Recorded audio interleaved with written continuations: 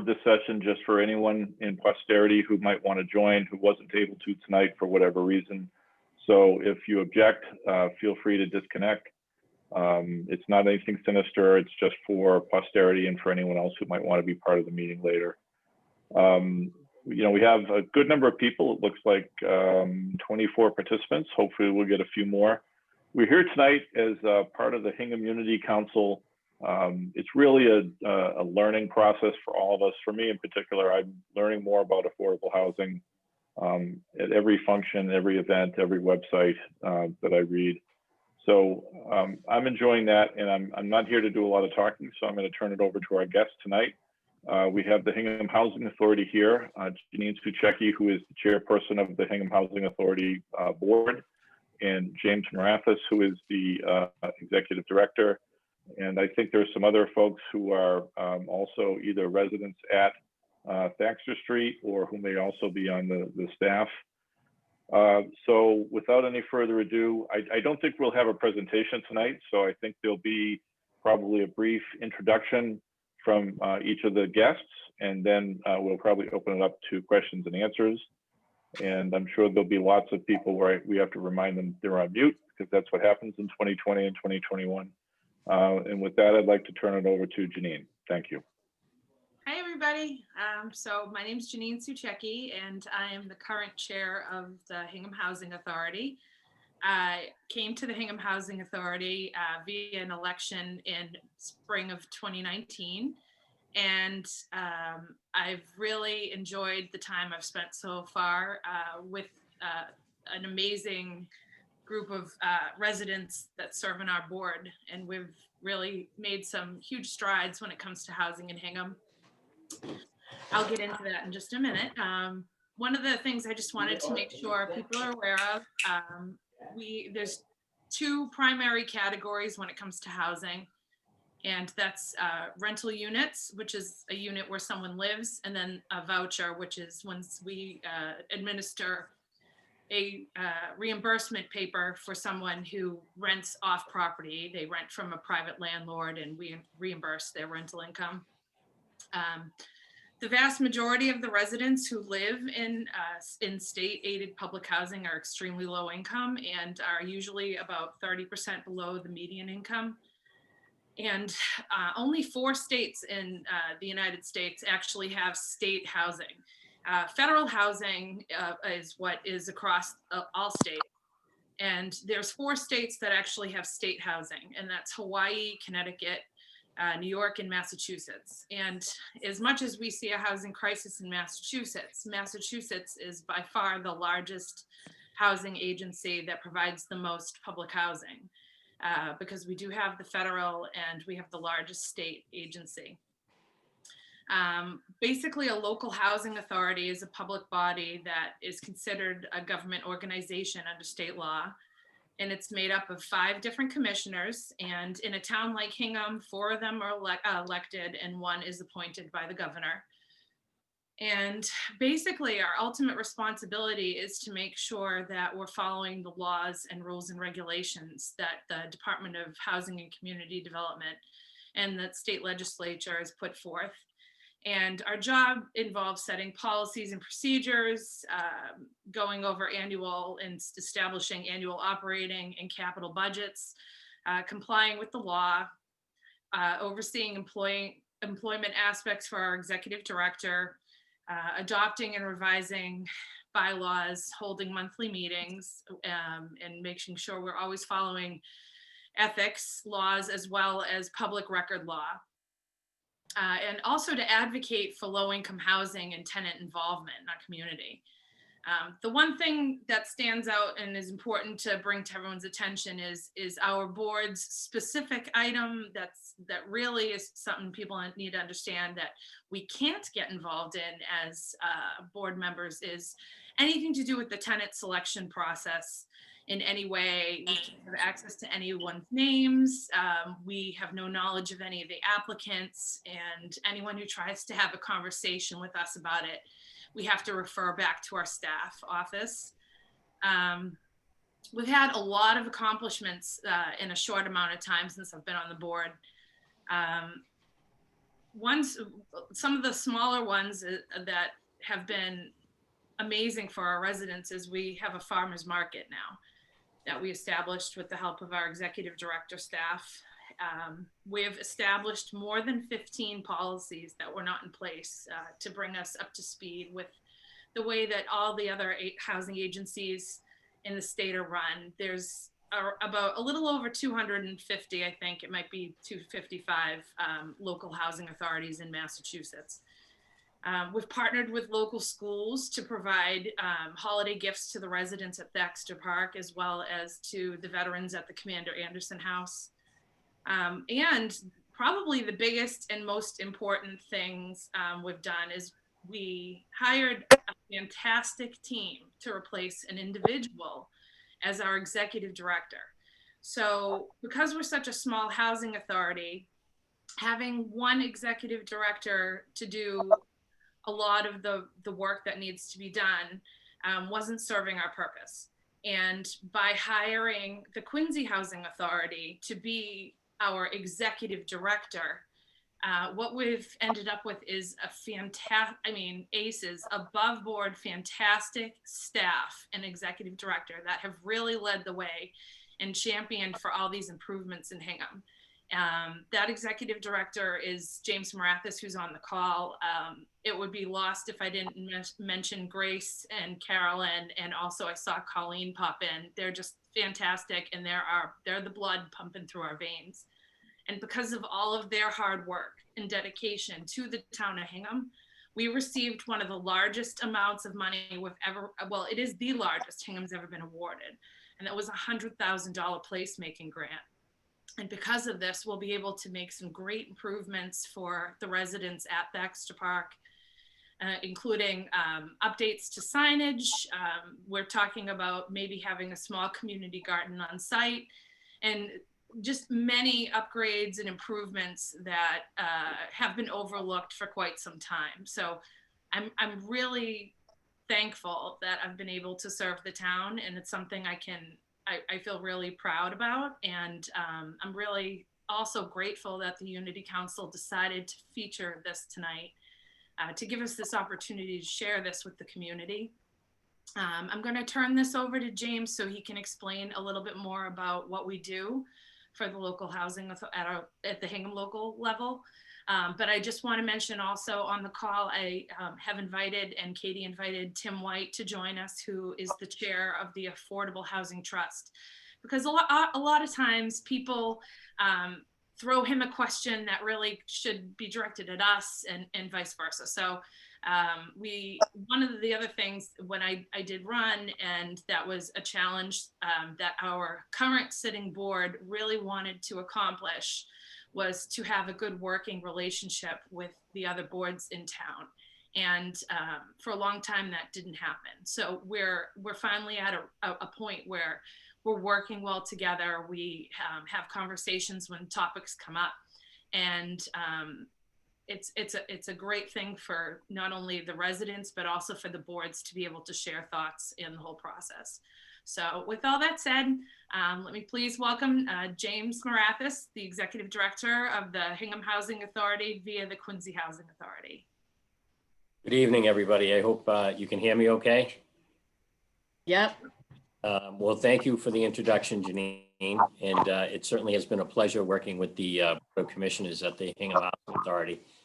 Tonight with me is Colleen, who serves as the Assistant Executive Director for the Hingham Housing Authority, Carolyn, who serves as the Assistant Executive Director for the Quincy Housing Authority, and Grace McAuliffe, who's the Director of Finance in our Section 8 Department and Administration for the Quincy Housing Authority. And we also have Richard, who runs our inspection program for Hingham Housing Authority, Marshfield Housing Authority, and Quincy Housing Authority.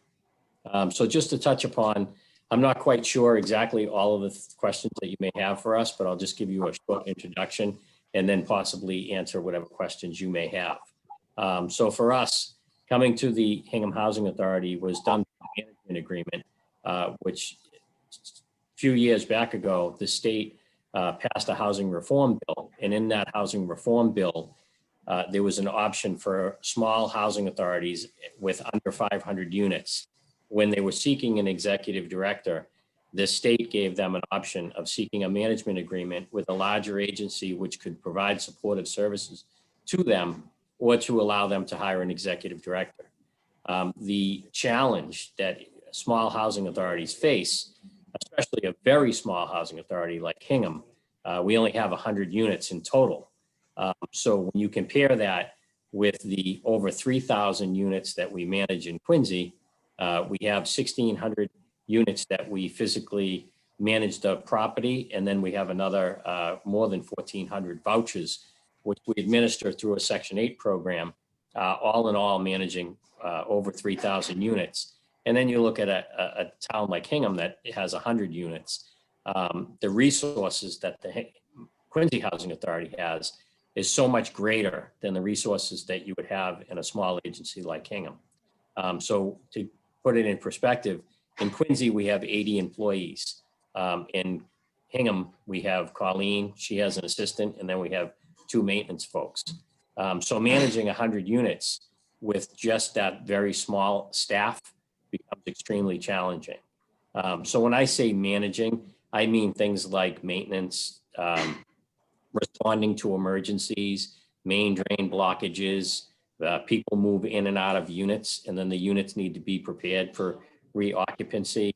And then you have one executive director who's faced with all of the challenges, which are the increased reporting that DHCD now requires, budgets, financing, personnel issues, inspections, managing the maintenance department, repairs, and you put that burden upon one person, and it's almost impossible for them to succeed, which the state finally realized, and they said, well, wait a minute, if you have under 500 units, it really isn't feasible for you to have an executive director because there's too many responsibilities and there's too many skill sets that are required to just hire that one person. So through the management agreement, Hingham now gets the resources of the Quincy Housing Authority. So we have licensed plumbers, licensed electricians, painters, plasterers, floor layers, carpenters, skilled trades. They're all union employees. They're all skilled. And so when we need to share those employees with Hingham, when you get a vacant unit, we share our painter, we share the carpenter, we share the electrician, the plumber. We send those folks down there to do that work. And then we bill the Hingham Housing Authority at a drastically reduced rate so that they can continue to manage with the small amount of money that they get annually. So that's kind of how we came to the Hingham Housing Authority. We have had some, as Janine mentioned, we had a extraordinary windfall. We submitted in an application to the state for a grant program that came out, which was a supportive, it was called the Creative Placemaking Grant. We submitted that application to the Massachusetts Department of Housing, and we were awarded the $100,000, which we plan to use this year to better the services and to increase the outdoor activities that are available for our tenants. So things that we're planning a stone wall. We're planning a cooking area within the stone wall where tenants can go outside and have cookouts. We're planning to install a couple of gazebos. We're going to upgrade the community room, put in new heating and air conditioning, upgrade the flooring. We're going to put in a computer workstation where residents will come down and have access to a computer and access to the internet, and also put in some small fitness equipment where folks can come down and exercise and take advantage of the community space. And after this COVID is all over, hopefully be able to socialize with other residents. So that's kind of a summary of how we got to Hingham, and our goal as far as being there is we want to improve the physical condition of the property. We want to offer more supportive services to our residents. We have both a senior, we have Judy Morris, who actually is our senior coordinator. She works with the senior residents to bridge services to them. So if they're a resident and they're in need of services, she would work with them to bridge services to them.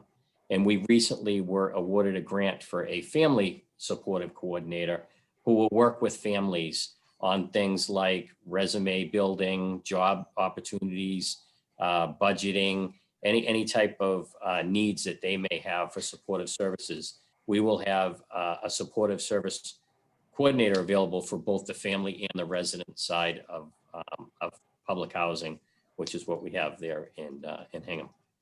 So anyway, I'm more interested to find out what information I can provide to you folks. In the short time that I've been in Hingham, I've noticed that you have a drastic shortfall of public housing. 100 units is not a lot of public housing, or not a lot of low-income housing. There certainly are opportunities to develop housing, which I would be very excited about. I would be very excited about kind of getting together with the town of Hingham and using the other resources that are available in the town, such as community preservation, affordable housing, the selectmen, and maybe work cooperatively on increasing the amount of affordable housing that you folks have. That would be something that would be in our future, we hope. So with that being said, Dan, I will return back to you, and if you have any questions or anything that we can help you with. Sure. I did want to give the Affordable Housing Trust person, is it Tim White that is the chair of the Affordable Housing Trust? Just wanted to give Tim a chance to chime in, say a few words about the difference. I think, for me, coming to this relatively late and just being in a learning process about affordable housing, I have figured it out by now, but at first I was like, well, wait a minute, we have Affordable Housing Trust, we have the Housing Authority, like who are all these different agencies and groups? And we have Lincoln School Apartments. I see someone from the Lincoln School Apartment Board here today. And it's just helpful to understand the slightly different mission and stakeholders that the different groups have. So maybe Tim could talk a little bit about that from the perspective of the Affordable Housing Trust, and then we can get into some of the other aspects of that too. Sure. Thanks, Dan. Nice to be here with you folks tonight. And it's a terrific program you're offering here to kind of start talking about affordable housing in Hingham, which is to us the most critical need we have in town. The first question is a good one, and that is what's the difference between the trust and the housing authority? And I think Janine gave us the head start on that when she told us that the housing authorities are created by statute as an independent body politic. So the properties that are housing authority properties are housing authority properties, not town of Hingham properties. The trust is more of an agency of the town. We were created by town meeting back in 2007. The Massachusetts legislature passed the housing trust statute in 2006 as a means of assisting towns with addressing the needs of affordable housing. And Hingham, to its credit, was one of the first communities in Massachusetts to step up to the plate and pass our own housing trust. We are, like any other board in town, town residents that are volunteers, bringing our own different backgrounds to the trust. And for example, I was enlisted because I had done a significant amount of legal work for housing authorities over the year, representing 12 or 13 different housing authorities. So we, as a trust, are looking to purchase properties or develop properties or preserve properties that have affordable housing components to them. Some folks say, well, why do we have the trust now that we're already at our 10%, that we don't need to add to our affordable housing inventory because we have 10%, so therefore we don't face unfriendly 40Bs in town anymore, that we kind of control our own destiny.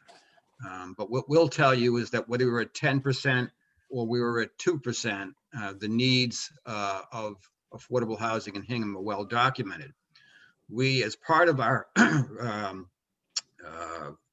work in the past year, have undertaken a housing study in town, which I would suggest that anybody who has an interest to see the more specific details on it can go on our website and actually take a look at it. Parts of it will be incorporated into the master plan for the town of Hingham as well. Number of small projects going on, but without getting, this is really the Housing Authority's night. So I just want to also reinforce what Janine said, and that is that in the past year, we have opened up a number of communications between the Housing Trust and the Housing Authority to see how we can work together. I've actually met with James on 3 or 4 occasions, including looking at properties, and look forward to working with him going forward. Dan? Great. Thank you Dan, very if- much, Tim. Did you want to say something, James? Yeah, Dan, if it's okay, I just want to respond to one thing that Tim had said. Well, first of all, Tim, thank you very much, and I look forward to working with you also. Some communities are very, very successful with working between the Housing Authority and the Affordable Housing Trust Fund. I know in Quincy, I can give you an example. We built 3 new units in conjunction with the Quincy Housing Authority and the Affordable Housing Trust Fund. We constructed 3 brand new units, all handicap accessible units. And we did that with funding from the community, from Affordable Housing Trust Fund. And we also restored 3 other family units that needed restoration that were part of the Housing Authority portfolio, which we did restore as a partnership with the Affordable Housing Trust Fund. So there's a lot of projects that can be done cooperatively between the town and maintaining the integrity of the Housing Authority by doing it cooperatively. The other thing I wanted to say is before we had this meeting tonight, I went on to your CHAMP site and I pulled down the amount of applicants that are waiting to be housed in the town of Hingham. So as of tonight, you have 5,767 applicants waiting to be housed housing in the town of Hingham. Wow. You have 4,149 family residents waiting to be housed in affordable housing in Hingham. You have 829 elderly folks waiting, and you have 1,001 young disabled residents, all waiting for affordable housing in the town of Hingham. I'm speechless, which I can tell you doesn't happen very often. Thank you for sharing those numbers. And Sure. I wanted to give everyone the time to ask questions, but also there's a few other folks here who I think have a perspective and are involved in the affordable housing question within Hingham. And I was hoping that Amy Farrell wouldn't mind just saying a few words about the Lincoln School Apartments, for example, just letting us know what its mission is and how it works with the rest of the groups within the town that are involved in affordable housing. Sure, thank you. Can everyone hear me? Yes. Yep. I feel like that should be Amy Farrell, 95 Central Street, Hingham. So I am a member of both the Housing Trust, but also the Lincoln School Board of Managers. And the town of Hingham purchased the Lincoln School in 2008. Irma will know right off the top of her head. Lincoln School is 60 units of rental housing. It's the renovation of a former school and was owned by Glastonbury Abbey and redeveloped initially into housing. I think everyone's added quite a bit of interesting things. One distinction I think that's important to make when people talk about affordable housing is that there's 2 types of affordable housing. One is rental housing and the other is home ownership. And the Housing Authority and Lincoln School Apartments are both rental housing, and the residents who are there apply to be there based on their income. So they qualify based on their income, and incomes are often defined by area median income. And that helps determine if someone is qualified to be a resident, and then their rents are set specifically based as a function of their income. Lincoln School is benefits from a type of federal subsidy known as Section 8, and that provides the difference between a tenant's ability to pay versus what a market rate income our tenant lease might be. And that affords the owner of the property, in this case, town of Hingham, the ability to collect rents and pay for the upkeep. And in this instance, we also pay real estate taxes to the town of Hingham, which was something that was pretty important when we purchased the property in the late 2000s. 60 units. The majority of the residents are elderly, defined as, I believe, over 60, but that age difference might be a little higher than that. And I don't know if there's any other questions that I can answer on that. I'm happy, I'll stay on the line, but that's just an overview. And again, this is a town of Hingham owned property through the Housing Trust and managed by a separate board of directors. Thank you. And last but certainly not least, I was wondering if Bill Ramsey could chime in and just talk a little bit about the Board of Selectmen and its role. Obviously didn't get a chance to really ask you ahead of time, so I apologize, but it's okay if you keep it short, but your being here is an opportunity to hear what's on the mind of the Board of Selectmen with regards to affordable housing. Yeah, well, thank you. Good evening, everybody. Just wanted to listen in tonight and learn a little bit about affordable housing from the different parties. I want to thank the Unity Council for putting this forum together. Obviously, it's very well attended and a great event. So thank you for doing that. Those numbers that James just put out are certainly very troubling to me. I'm the new liaison for affordable housing. And going forward, we're going to work to decrease that number and open more opportunities for people. But, we're going to need everybody's support in some of the initiatives we're going to take. So looking forward to doing that going forward and looking forward to working with everybody here. And thanks again for this opportunity to listen in and learn a little bit more. Thank you, Bill. And we're about halfway through our time, so I think this would be a good point to open it up to everybody. This is not an official Town of Hingham board or committee meeting, so you don't have to say your name and address, but it would be great if you did, or at least identify if you have an affiliation. For example, if you're a resident at Daxter Street, that's great to know. Or if you're on another board or committee that is related to Hingham Housing, that would be great to know. I think this is, based on the numbers that I just heard, this is a big challenge. We're going to be dealing with this for a long time, and being at the 10% threshold is helpful, but it throws even more responsibility back on us as the townspeople who live here. We have to think about what we want to do, who we want to help.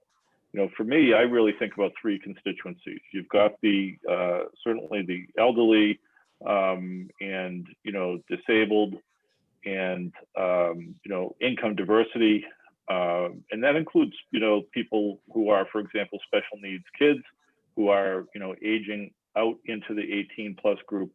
And other than continuing to live with their parents, what options do they really have? So I have a vision of someday seeing, workforce housing where town employees, school teachers, police officers, fire department, whatever, can live. You've got an area or, part of it assigned to elderly. And then you've got the special needs kids and, other populations, disabled, et cetera. But really having that workforce, elderly and special needs core. And, they say it takes a village. Well, I'd like to build a village. Let's create more housing and make Hingham, a better place. Not to radically change it, obviously, but to just give the opportunity to live in such a great town to more people. And I think we've heard that the demand is there. So for that, I'll turn it over to folks who want to maybe ask a question or make a comment or just discuss. That's all fine. And in order to keep it orderly, you can put your hand up. You can use the electronic version of that. And if it comes to it, I'll ask you to wait till the person who's about to start is finished, and we'll go from there. Paul, calling on you. You're muted, though. I assume that was you putting your hand up, Paul. You're still muted. Okay. Maybe it was Let me unmute. If I could have James's email, I'd appreciate it because of the following. My name is Paul Cappers. I'm involved with the Hingham Unity Council and the wonderful things that they're doing, trying to do some little bit in a couple of 3 different areas there. I also formed a group, as most of you know, called Hingham YIMBY, which started out to be desiring to bring more people of color to Hingham and now embraces affordable housing on an equal basis. So I've had people communicate to me on our Facebook page some ideas about what they thought would be good, people I don't know, for developing land in Hingham for affordable housing. And I'd really like to relay that along to James and anyone else who'd be interested in it. So that was really all I wanted to say. Sure. Jan, if you don't mind me responding. Sure. So my email address is J Marathas. It's MARAT as in Thomas, HAS at quincyha.com. Again, that's J Marathas at quincyha.com. I also don't mind sharing my personal phone number with you also. My personal phone number is 781-858-4008 for anyone that would like to contact me tomorrow and have any questions that I can directly answer for you. I'll be happy to do so. Great. Thank you very much. James. Sure. That's very helpful. And I know, Paul, you're very enthusiastic, and I hope everyone, here tonight can pass on the idea of, making Hingham a more welcoming and more affordable place. Okay, we do have a couple of participants raising their hands. So let me just see who that is. It looks like Pam Hardy will go next. Hi there. You can hear me okay? Yep. Okay, excellent. So I'm Pam Hardy. I am a Unity Council member, and I am also the current chair of a pod or subcommittee, the socioeconomic disparities. And I'm interested, but pretty uninformed about how all the moving parts come together across affordable capital A, small a, housing and the issue. So I've got just two really kind of broad questions. Number one would be, James, do you know or are you aware of whether the City of Quincy Housing Authority is also partnering, or if there's maybe a corollary in another small city that has more of a suburban partnership like this, examples where that partnership works, but also if anyone wants to throw out sort of a bottom line description for me about how deed restrictions and how maybe what the sort of snapshot of Hingham is, maybe talking about Habitat for Humanity, something like that, beyond rental units in Section 8, if anyone wants to throw that out there, if anyone has info. So that's it from me. Thank you. Thank you, Pam. James, do you think you can take a crack at answering the kind of first case? Okay, well, can you repeat the first question again?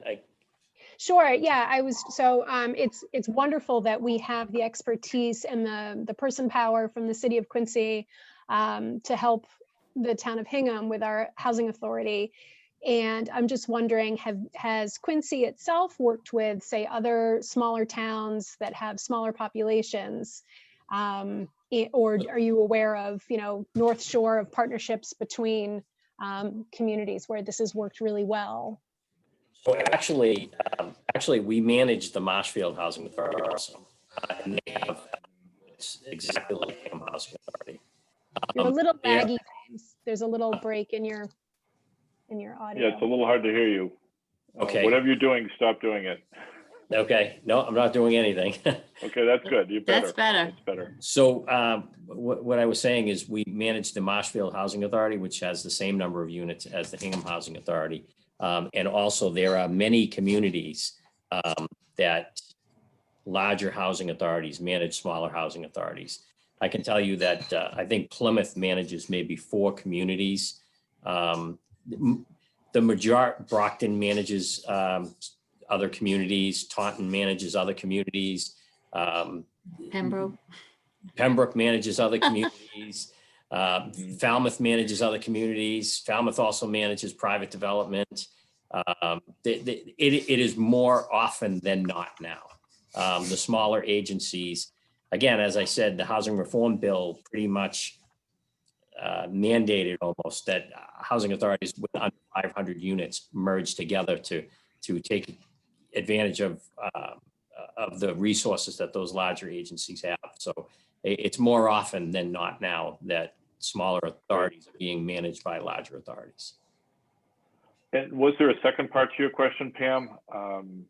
Well, it was unrelated, but it was more about understanding deed restrictions on homes, whether to be built or existing properties. You know, would that, I know that wouldn't be really under the purview of the housing authority, but maybe it would be more like the Affordable Housing Trust. So I don't want to throw anybody, you know, just into the fire to talk about it, but just kind of understanding the landscape in Hingham of, you know, what opportunities there are. Is it difficult to solicit a purchase from, you know, homeowners, that kind of thing? What about Tim? Can you answer that? Sure. And actually, Pam, you mentioned Habitat for Humanity, and I do think I saw Noreen Brown from Habitat on our here tonight. And the trust is actually partnering with Habitat to develop 2 affordable units up on Whiting Street. And the properties will be deed restricted permanently for affordable housing.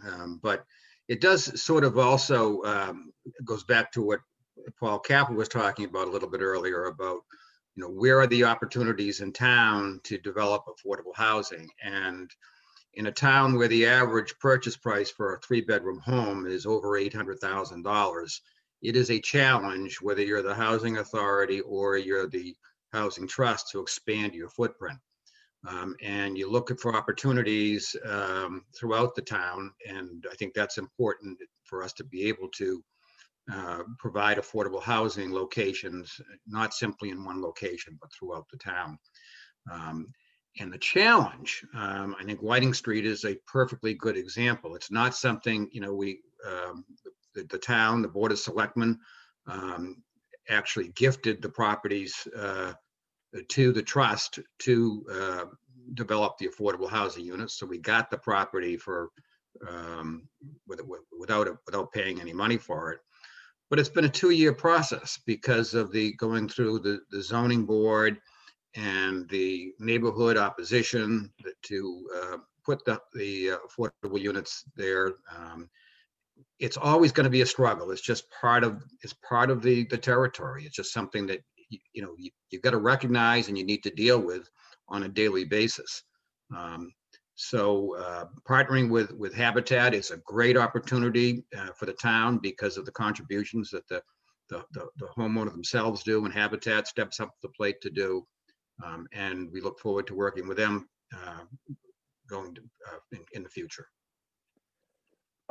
Thank you very much, Tim. I noticed there is someone else with their hand up, but I wanted to give Noreen a chance to introduce herself. I didn't realize you were part of the Habitat for Humanity, and we would love to hear a few words from you. That's okay. To be honest, I only found out about this today. So I'm the Director of Project Development for Habitat for Humanity. And as Tim said, we're working on a current project to build 2 affordable homes in Hingham. And yes, it is time consuming, and some of the current challenges have made the project run even longer. But we do we do all for purchasing homes. So usually we found a town like Hingham that will donate the land. We will work with volunteers to build the homes and donors. We get a lot of in-kind donations from local businesses. And then all the homes are deed restricted. So we maintain a deed restriction that's monitored by the Department of Housing and Urban, about DHCD, that holds the home affordable in perpetuity. So we technically usually sell to a homeowner who makes roughly 60% of the area median income. So that's your basic, it's a low income employee, working local area resident that will be purchasing a home. So probably sometime around spring this year. I hate to put this out there because everyone will call, but we're going to be marketing the 2 homes, and we'll be accepting applications for 2 homeowners to purchase the homes in Hingham. Okay, thank you very much, Noreen. And I guess I don't feel so bad because there's a lot of complexity and a lot of different groups and agencies and boards and committees that are all involved in the affordable housing picture. Martha, before I call on you, Andrew Turner has had his hand up for quite a while, so why don't we let him go, and then Martha. Hey, thanks for taking my question. Can everyone hear me okay? Yep. Yes. Yeah, my name's Andrew. I'm a member of the Hingham Community Council as well, and I just wanted to thank everyone for this evening. I had a relatively specific and maybe mundane question around the 10% affordable housing stock, the fact that both Hingham has reached that level. I'm wondering, can someone just help me understand the calculation? How do we determine what the eligible stock is, and then who sets the rate for 10%? Is that a state law? Janine, you might be able to answer that better than me. The 10% is the state law. The number can change at any time. It's based on the population of the town. So even if we have the 10% like safety net threshold, if we have increased building new neighborhoods, then it changes the population of the town. So, you know, any town that doesn't have 10% is susceptible to 40B, which is where they don't have to follow the same zoning and regulations to build apartment complexes, things like that. If you're aware of the ones that did happen in Hingham, we had Avalon. There's one on 3A in the Shipyard. We also have one on Beale Street. And the difference with those types of projects is that they only have to offer the affordable housing rate for, I can't remember the number of years. I want to say it's 35. Where they actually have to offer affordable units, but also only 25% of the actual units in that building are rented at an affordable housing rate, which is different than what me on the Hingham Housing Authority deals with. We deal with low income. So the affordable rate at these apartment complexes is, you know, making a decent wage. We're talking, somebody mentioned teachers, police officers, those types of wages on an annual basis would qualify for those types of units, but 100% of the units get counted towards the stock.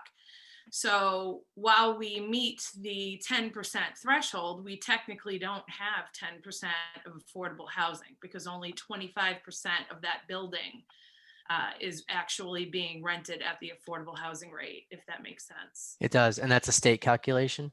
It is. Yep. Yeah, and the tricky part is that the denominator is your total housing inventory, and that can change.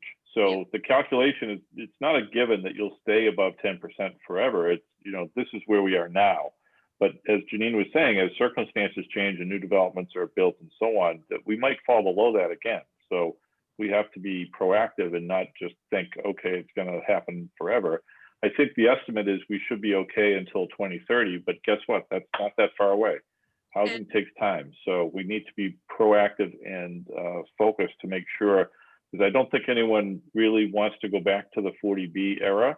And also, you know, there's a lot of need out there. As we saw from the numbers that James mentioned, there's an incredible demand from populations that are, you know, considerably underserved right now.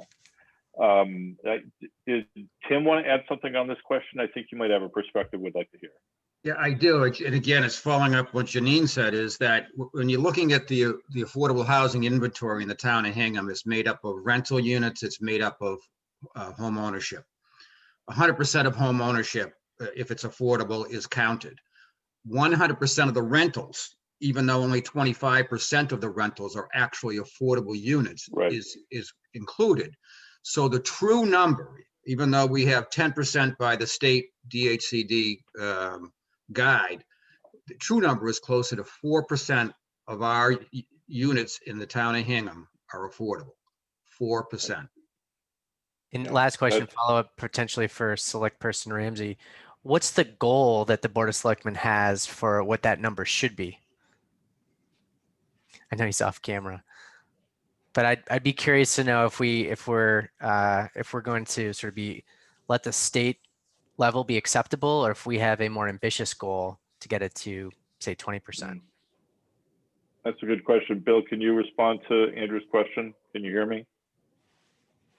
We can't hear you. Just in case you're talking, you are muted. Go ahead, Tim.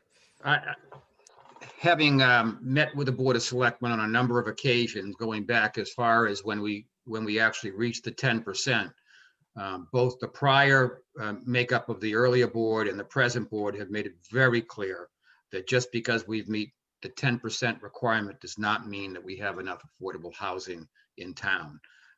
Andrew, I'm not sure they actually have a number But I can tell you this, is that they are supportive of affordable housing, and they firmly believe we do not have enough. Great. Thanks, folks. I really Good. appreciate it. Thank you, Andrew. And then I think Martha was going to ask a question. James, I'm sorry, you were going to chime in with a follow-up.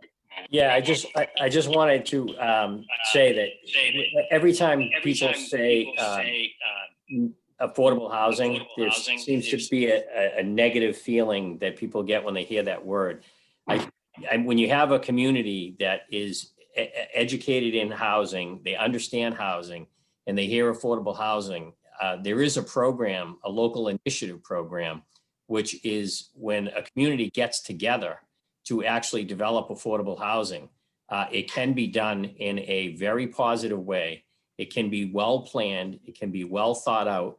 And the housing authority can be part of that team.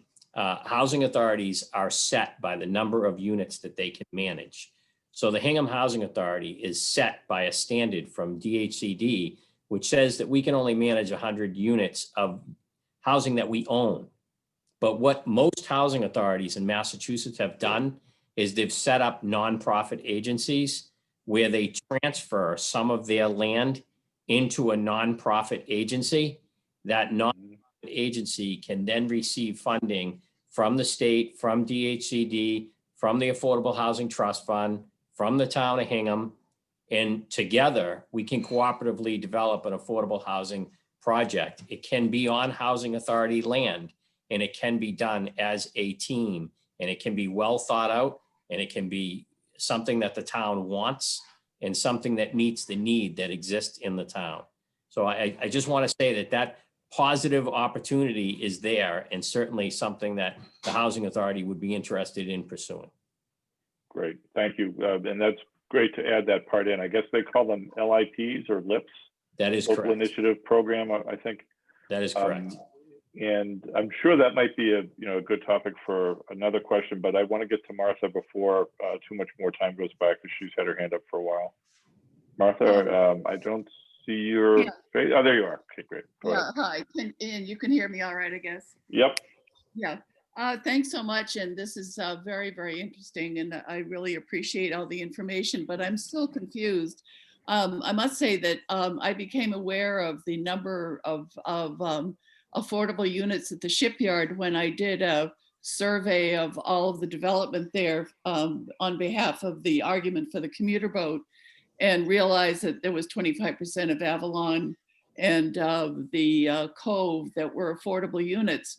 But what I wondered now when I hear these numbers is, when you talk about 10% and 4%, what is the base that we're talking about? Are we talking about all the individual home units in Hingham plus the individual condominiums?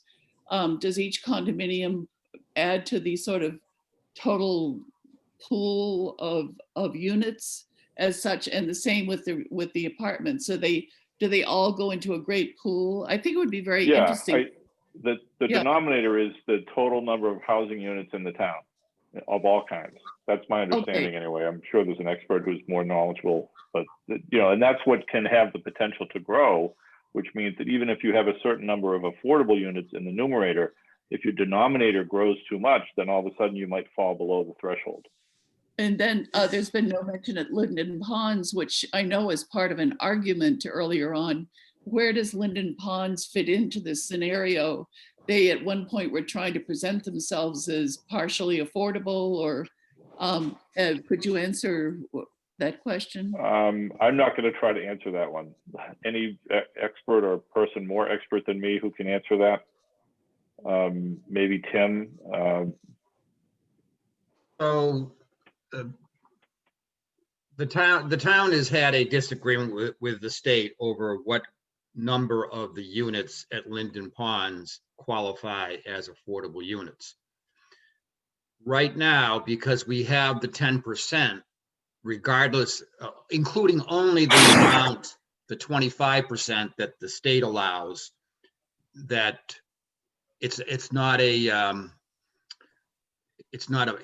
of a moot issue today. It may be an issue that comes back down the road, but because we're at the 10%, the town is not fighting the calculation of the state. So Right. to summarize, the state says that only a certain portion of the Linden Ponds units qualify as affordable. Right. Those are the ones that are included in our housing inventory. Oh, okay. And with that, Okay. with those included and all of the other developments we have in town, we have over 10%. Okay. Next, I'd like to go to a question from Manny Pong, please. Sorry. Thank you. And I have to apologize first because I needed to help my son with his homework, so I missed some of what was said. So if you've already answered this question, you can just feel free to throw me out of the meeting. No, we won't do that. Go ahead, Manny. I am also a member of HUC. And I, the earlier when you were speaking, you had mentioned how sometimes communities fight against affordable housing, right? And I wonder if, for those of you who are involved in this, if you have any success stories or even talking points, something that says that it's not that bad, because I suspect that the people who are fighting against affordable housing are worried that Black people are going to move next to them, poor people are going to move next to them, some drug dealers are going to move next to them. So in their minds, they may have legitimate reasons for not wanting this to happen. But I suspect that there's some good to it, right? So could you speak to that? Does anyone want to take that on? Janine? The only thing I can really say is, although some people may have those opinions that you just voiced, the vocal opinions about affordable housing that I've witnessed at town meeting usually are about property value. People are concerned that having an affordable housing unit next to their property is going to somehow decrease their property value. Some of the other items that you brought up may be in people's minds, and they may have scuttlebutt conversations offline because some of the stuff you said, in my own opinion, is pretty derogatory and negative that I just don't condone. But the property value I have heard vocalized at town meeting, and that's a concern. And what housing does is really brings economic diversity more than anything, because it's a mechanism to include people from different financial backgrounds in the community. So I think the people I've listened to voice it at town meeting have been concerned with that economic diversity affecting their children in school and or property values. Seems to be the ones I've heard the most spoken. Tim, did you want to add anything from the Affordable Housing Trust perspective? I will. Last one, and I just want to give you a heads up. I have another 8 o'clock meeting, so I'll be signing off after these comments. But Manny asked about it. Are there examples where there's been success? And there's been many of them. A good example is 80 Beale Street was a development that the trust took on a few years back. And it was a rundown building that previously had been used for education purposes. And we put together, partnered with a developer to create a total of 8 townhouses, 2 of which are perpetual affordable units. And you can't tell the difference by looking at any one of the 2 from the other 6. By all accounts, everybody has lived happily together down there, and it's worked out very well. To circle back to Whiting Street, I have no doubt that that's exactly going to be what the case is there when we finally build those 2 houses there, that they're going to assimilate into that neighborhood like they were always there. Good. So, thank you, Tim. Does anyone else want to contribute or ask a separate question? We only have a few more minutes. I'd like to touch. Go ahead, Nori. I'd like to touch on the value in the neighborhoods. We do find that typically appraisers will not evaluate they will not evaluate a deed restricted property at the same rate they will evaluate a market rate property. So if somebody has a home next to them, if somebody was purchasing a home next to an affordable home, I should say they're selling a home next to an affordable home, typically they will not comp a deed restricted property with a market rate home. So in other words, it wouldn't affect your valuation typically. it shouldn't affect your evaluation because a good appraiser knows that if it's a deed restricted property and it's not market value, it should not be used as a comp. It would be an apples and oranges comparison. It is. We recently sold 6 units in Duxbury, and it was a mixed income community. It was 60% of AMI. 3 units is 60% of AMI, and 3 units at 100% of AMI, which is quite a bit difference in the price point of the purchasers that qualified for the home. And we had no problem after selling 3 homes at 60% of AMI. We had no problem getting the other homes appraised at a good close to $200,000, $150,000 more, and there was no problem. Great. It's just educating really and sharing the knowledge with the people that are out there. Yep. Because it would be a concern for many. Sure. Janine, did you want to add anything in terms of Manny's question? No, I think I covered it. I think it raises a lot of good points that many of us on this call are thinking about. And I think what's most important is that people who are pro affordable housing educate people of the truth, such as what Noreen shared with us. Okay. We're almost out of time. I do want to give everyone a plug to join the Hingham Unity Council mailing list on the website, but I'm going to let Katie speak to that in terms of how to actually do it. Yeah, I mean, so if you're specifically fired up about this, because I feel like my question is like, so what can we do? And we really didn't cover that, and I don't think we have time to cover that. But if you're really interested in this and you want to be on a special, we already have a working group and we could definitely use more energy, or not, we have great energy, but more people is always welcome.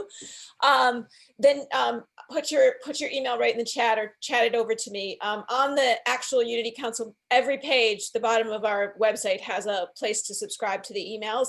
And I'll ask you if you just keep your eye on your marketing and your junk, because for whatever reason, even though we got our company info at email, it still ends up in some people's junk. But yeah, we'd love to engage more people, hear about, ideas from, James had mentioned the LIPS program, and how do we move forward with something like that? Like what kind of contributions could community members make?